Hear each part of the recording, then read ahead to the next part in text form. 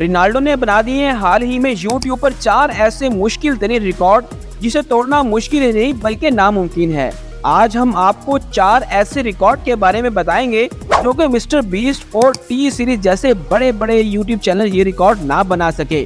तो रिकॉर्ड है कुछ यूं: hit 1 million subscriber in just 89 minutes. Number 2, fastest YouTube channel to gain 1 million subscriber in 47 minutes.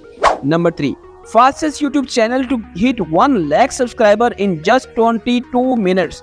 Most subscriber gain in over 1.27 million. और अभी 24 घंटे भी नहीं हुए तो इनके चैनल ने 18 मिलियन से ज्यादा सब्सक्राइबर हासिल कर लिए थे। इनके चैनल पर 10 घंटों में 19 वीडियोस से भी ज्यादा वीडियोस अपलोड हो चुकी थी और इन पर मिलियंस में व्यूज हैं। किसी वीडियोस पर 2 मिलियन व्यूज हैं और किसी वीडियोस पे 4 मिलियन है और तो किसी वीडियोस पे 8 मिलियन व्यूज भी देखे जा चुके हैं।